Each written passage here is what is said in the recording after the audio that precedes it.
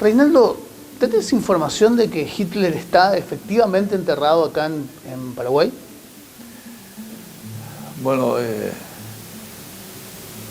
información no realmente. Lo que estoy siguiendo son las investigaciones del periodista argentino Abel Basti, que escribió varios libros ya sobre los pasos de Hitler, y él dice que Hitler pudo salir, o que esto fue organizado, que salió con un submarino de Alemania y también lo llevaron a la Patagonia, y de ahí fue escondiéndose en la Argentina, y bueno, digamos, lo ayudaron a esconderse, y en algún momento pasó acá a Paraguay, y que en Paraguay falleció, ¿no es cierto?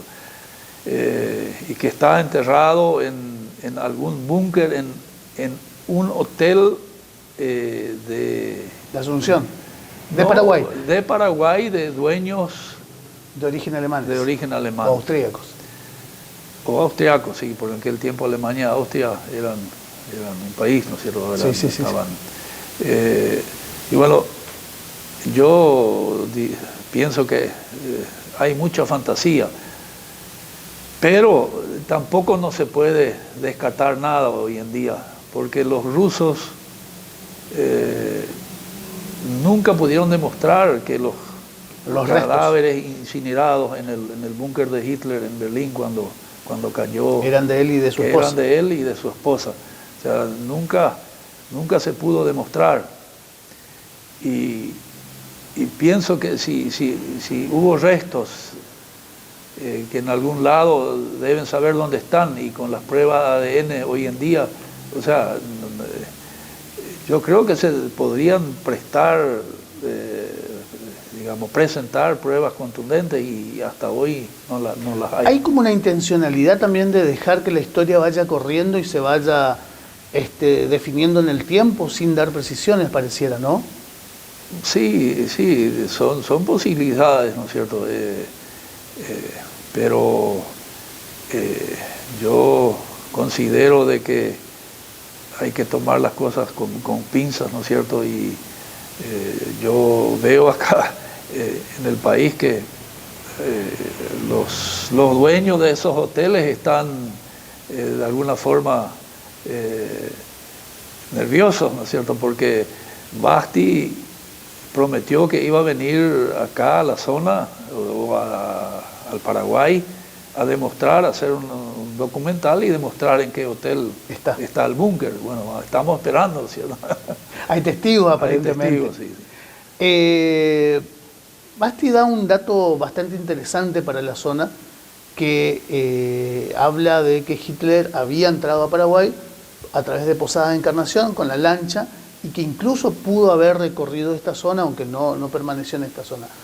Ese dato, ese hecho de corroborarse o de comprobarse, ¿le da un fuerte impulso o posicionamiento turístico a esta zona? No creo que todavía, o sea, que le dé un impulso turístico, pero me consta de que hay un hotel, o hubo un hotel en Encarnación donde está registrado con ese nombre, con el que Basti indica sí, que Hitler entró. Que hay una persona registrada con ese nombre. Pero eso también puede ser casualidad, o Basti lo puede haber tomado como una forma de argumentar su relato, su investigación. Su relato, su teoría, ¿no es cierto? Yo creo que hay que esperar. Para mí es mucha fantasía. Mucha historia. Mucha historia novelada. atrás, mucho sensacionalismo. Lo que sí sabemos de que tuvieron por nuestra zona, digamos, varios de los otros jerarcas, claro. Pero era la realidad de aquel tiempo, ¿no es cierto?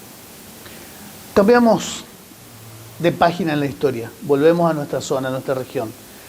Si tuvieras que contarle a alguien de otro lado, alguien que no conoce esta zona, ¿qué datos históricos rescatarías de acá de las colonias?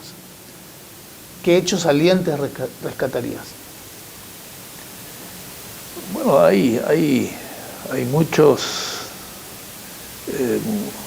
acontecimientos importantes. Por ejemplo, en la guerra de la Triple Alianza, la preparación de las tropas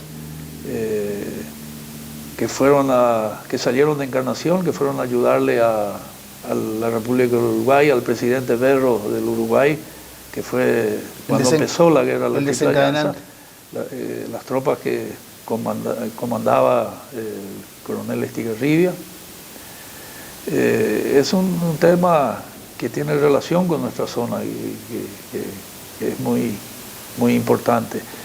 Y después toda la historia de la explotación de los montes, de los obrajes, de los mensúes, esa particularidad, ese maltrato a los cosecheros de hierba y a los peones de obraje. Y hay otro tema que me apasiona y que dentro del libro de Historia Obligado va a tener su capítulo, que es el primer contacto del etnólogo Federico Christian Meinsusen con la etnia, con los indios Aché Guayaquí, que ocurrió en Obligado, y que es muy, muy interesante, porque Federico Christian Meinsusen fue un alemán que estudió en Alemania, terminó la universidad, tenía estudios de antropología, de etnología, y él vino a América, salió de Alemania y llegó a Hohenau, y acá le conoció a don Rodolfo Miller, que fue uno de los que le ayudaron a Pastor Servando Obligado en su administración, en su venta de lotes. Y Miller y Christian Meinsusen trabajaron un tiempo en los obrajes de la zona. Y en la zona de Campo Ángel, que es una zona de campos naturales abiertos, ahí los obrajeros tenían sus campamentos, sus planchadas. Y ahí Meinsusen vio que existían en la zona indios salvajes, que no querían contacto con la gente. Esos indios se escondían en los montes. Y él empezó a estudiar, a interesarse sobre eso. Y quiso contactar con ellos para estudiarlos más a fondo, ¿no es cierto? Entonces, la historia relata, porque él mismo escribió después en sus cartas sobre ese primer contacto, que él, estando en Jesús,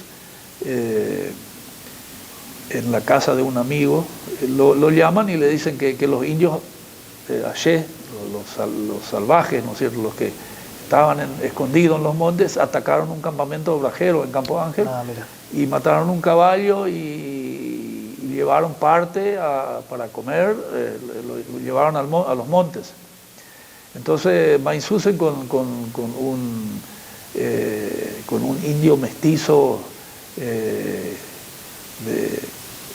que él ya lo había contratado para recorrer la zona, siguen las huellas y consiguen el contacto, consiguen encontrar ese campamento, y al escaparse los Aché, los que estaban ahí, uno se quebró la pierna, y bueno, y a ese indio lo capturaron con dos criaturas juntos, lo capturaron, lo llevaron a Jesús, después de Encarnación lo curaron, y ahí Meinsusen aprendió la lengua de los Aché.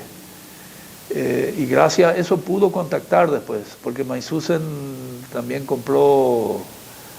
recibió una herencia de sus padres en Alemania y compró tierras en Capitamesa, al punto que la colonia Capitamesa en su principio se llamaba Colonia Meinsusen. Claro.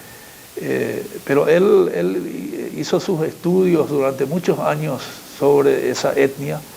Él aseguraba que los Aché Guayaquí eran digamos, emigrados que vinieron de euroasiáticos, que cuando los continentes estaban unidos a través del mar de Bering, llegaron a América y bajaron al sur, a Perú, a Paraguay, y que son descendientes euroasiáticos, ¿no es cierto? Porque son indios de tez más blanca, de más estatura, de distinta conformación física, ¿no es cierto? Pero lo interesante para mí fue digamos que el primer contacto que él hizo fue en Obligado, fue en la cercanía de los campamentos obrajeros en Campo Ángel. Y eso me sirvió para desarrollar un capítulo dentro del libro.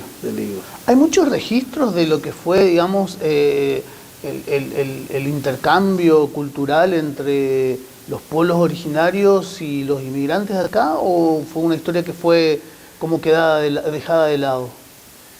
No, hay registros. Yo creo que la historia de los pueblos indígenas del Paraguay está muy bien documentada. Es increíble ver el material que hay en Asunción de las tribus, de las etnias del Chaco, de toda la región oriental también. Hay mucho material escrito, muchos historiadores europeos, también paraguayos. Hay que visitar el Museo Andrés Barbero en Asunción. Uno puede pasar el día viendo y todo lo que ahí está preservado sobre la cultura indígena del Paraguay. No es solo ese lugar, hay muchos otros museos. Y acá en la zona, digamos, aparte de la experiencia con los jesuitas, tenemos justamente, gracias a Mainzuzen, toda una documentación, todos unos trabajos científicos que él escribió sobre esa etnia que vivía en la edad de piedra en aquel tiempo, ¿no es cierto? Y que atacaban a los obrajeros, atacaban los campamentos porque se sentían presionados, invadidos, ¿no? Claro. Y fue terrible toda esa historia porque los obrajeros al verse atacados reaccionaban y empezaron a matar a los axé, a los indígenas, y eso llegó a tal punto que después fue un negocio, claro, vender esclavos, vender criaturas indígenas, especialmente a la Argentina, ¿no es cierto? Pero fue una realidad. Y Mainzuzen escribió, aparte de las investigaciones científicas sobre los axé, escribió también toda esa historia, y hay una documentación muy, muy interesante que está en poder del señor Ronaldo Ditze en el museo que él tiene acá en Obligado. Él recibió esa documentación de la hija de Mainzuzen, porque Mainzuzen después se casó, se juntó con una aborigen, una india axé guayaquí, y tuvo una hija, Silvia su nombre, y vive todavía en Pilar. Tiene más de 95, 96 años. Y Silvia le donó a Ronaldo Ditze todo el resto de una documentación enorme que está en el museo sobre todos esos estudios y la investigación que hizo Mainzuzen. Es importante que alguien pueda tener el tiempo y revisar ese material y digamos, de ese material sacar conclusiones o sacar un libro o lo que sea, ¿no es cierto? Porque así como lo hizo la Junta Histórica de Misiones Argentina en el Museo Aníbal Cambas, está otra parte de la documentación de Mainzuzen. Porque Mainzuzen aquí, al no tener el apoyo económico del Estado paraguayo, recurrió a Argentina, a Misiones, a Posadas, y ahí consiguió ayuda para sus investigaciones en los últimos años de su vida, ¿no es cierto? ¿Hay otros personajes célebres en cuanto a la documentación o la historia acá en la región que hayan logrado juntar ese tipo de información? No, yo veo que... Reinaldo Becker.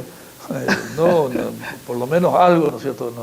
Pero una persona que dedicada a eso también es el doctor Roland Kegler en Posadas, que ya sacó varios libros, sobre la inmigración alemana, la historia de Hohenau, tiene libros de historia sobre Hohenau, también sobre los documentos de Meinshausen. Es una persona realmente que deja un legado interesante para nuestros jóvenes, para los que les interesa nuestras raíces, ¿no es cierto? ¿Está suficientemente difundido, ya que hablas de los jóvenes? ¿Se conoce? O sea, los jóvenes de esta región tienen acceso a ese material, están al tanto, se interesan, no les interesa. ¿Está difundido, está ocultado? Está difundido. Hoy en día todo está disponible a través de la Internet, de la tecnología, ¿no es cierto? Lo que tenemos que despertar es el interés de los jóvenes. Y eso yo creo que falta incentivar en las escuelas, en la educación, ¿no es cierto? No conocer nuestros orígenes, nuestras raíces, cómo fue todo ese proceso, ese tiempo, es muy interesante y es un deber de nuestra juventud, pero para que eso ocurra debemos ser motivados. Debemos estar motivados y debemos exigir al Estado de que impulse, que proyecte. Exactamente. ¿Te invitan en las escuelas primarias, secundarias, en las universidades acá en la zona para dar charlas de estos temas que estamos hablando, por ejemplo? Sí, o sea, en varias ocasiones tuve la posibilidad de dar alguna charla o también, digamos, alguna entrevista así a estudiantes que quieren empezar a conocer un poco. Pero en general considero de que esto hay que trabajarlo porque es muy importante para nuestros jóvenes. ¿Tenés un archivo abierto a la comunidad o cómo trabajás con tus cosas? No, tengo que organizarlo.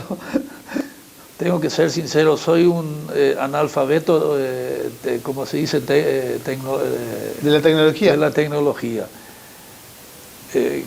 Cuando llegó todo el tema de internet y todo, bueno, uno deja hacerlo a sus hijos y no se meten.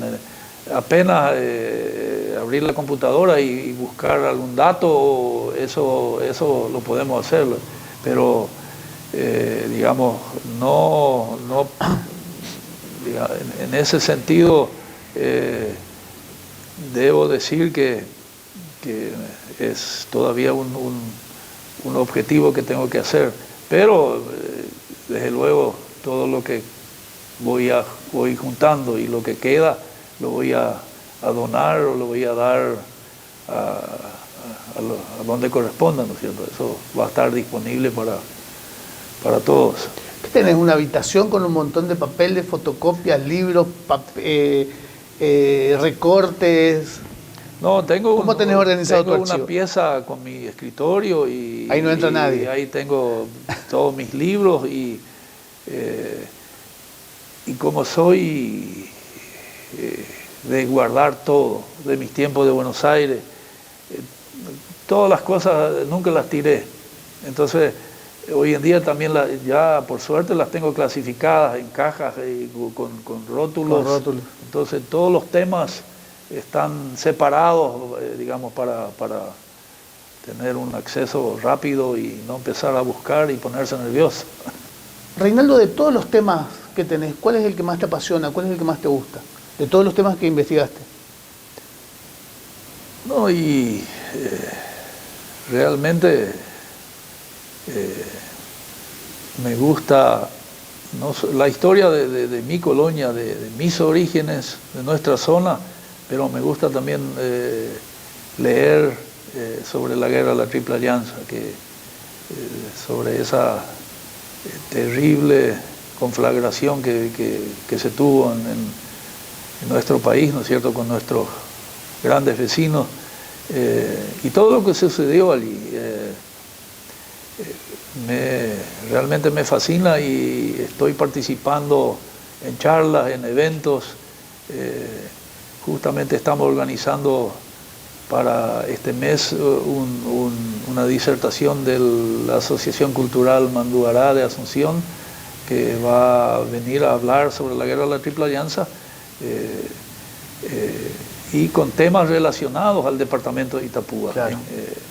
Entonces, esa es la parte que sigo paralelamente, pero por ahora realmente estoy concentrado en la historia obligado, y después ya estoy guardando material para hacer algo para los 100 años de Bellavista. También quiero, digamos, dar a conocer el material que tengo guardado sobre Bellavista. Sí. En la historia de la región, Misiones e Itapúa, y haciendo un poquito de hincapié en la guerra de la Triple Alianza, ¿son pueblos que estuvieron enemistados o amistados a lo largo de la historia? No, fueron pueblos que estuvieron amistados, o sea, a tal punto de que Corrientes tenía tratados firmados con Paraguay independientes a Buenos Aires y a las otras provincias argentinas. Corrientes reconocía que Paraguay tenía potestad sobre las misiones jesuíticas, sobre la provincia de las Misiones. En 1841 se firmó un tratado donde se especifica claramente que Paraguay tiene potestad sobre todos los pueblos jesuíticos sobre la margen izquierda del río Paraná. Y eso trajo, por ejemplo, que el doctor Francia mandara tropas y lo secuestrara al científico francés Anouk Aimé y lo trasladara a Misiones, donde estuvo confinado varios años. Claro. Y también, digamos, con el tratado de la guerra de 1852 entre la Confederación Argentina y Paraguay, firmado por Carlos Antonio López digamos, de las provincias argentinas, con Buenos Aires incluido, se reconocía que Paraguay tenía potestad, que los límites paraguayos llegaban hasta la confluencia del río Paraná y el río Paraguay, o sea que todo el Gran Chaco pertenecía a Paraguay, ¿no es cierto? Y bueno, eso después, cuando más adelante, si no se quería, no se reconocían esos tratados, pero esa fue la primera historia, realmente, que por eso siempre decimos acá que Misiones de alguna forma pertenecía a los territorios paraguayos, y Corrientes y Formosa, o el Gran Chaco, ¿no es cierto? Pero la realidad viene después, ¿no es cierto? Que la historia se reescribe años más adelante con las armas, ¿no es cierto? Y bueno, pero la realidad es que hoy convivimos y formamos una región progresista en el mundo, ¿no es cierto? El Mercosur, la América del Sur, es un lugar interesante y lindo para vivir, para desarrollarse. ¿Crees, como última pregunta, crees que el sueño de la patria grande es posible? ¿Crees que los límites de los países van a empezar a desaparecer lentamente, al menos acá en nuestra región? Yo creo que no, porque la cultura que traemos, que llevamos adentro,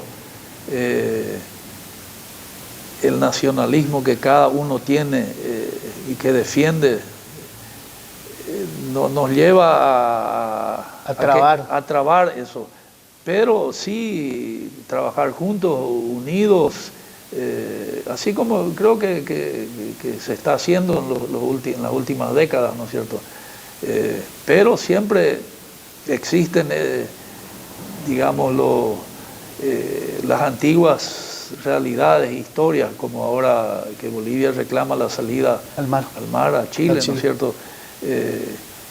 Y pienso que igual que acá en las Colonias Unidas, siempre decimos, ¿por qué no hacemos una sola ciudad, una sola municipalidad? Todos decimos que sí, que lindo, pero En el fondo, momento de los hechos. En el fondo, Henao se siente orgullosa de su pasado obligado a Bellavista y creo que va a ser muy difícil. Pero trabajar juntos sí. Y se puede. Se puede. Bueno, queremos agradecerte la entrevista. La verdad que fue un momento agradable, un pantallazo por toda la historia. Tenés datos extremadamente interesantes. Por supuesto, queremos que esta charla, no sé si para la televisión, pero después no termina acá porque vamos a seguir tratando de rescatar algunos datos de esta zona que los tenés como para poder seguir difundiéndolos. Muchas gracias, René. No, yo también le agradezco la posibilidad, ¿no es cierto? Y estoy a disposición. Yo creo que cuanto más podamos informar de esos datos, de ese archivo que tenemos, es importante para que la comunidad y especialmente para los jóvenes que tienen que, digamos, aprender y querer a la patria chica, ¿no es cierto?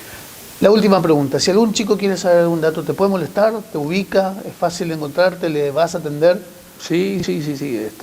Yo tengo ahí, estoy, en mi vivienda o en la oficina de la inmobiliaria, ¿no es cierto? Estoy siempre disponible, que alguien quiere conversar, con mucho gusto lo voy a recibir y le voy a dar lo que necesita o donde puedo apoyar, ¿no es cierto? Gracias, muchas gracias.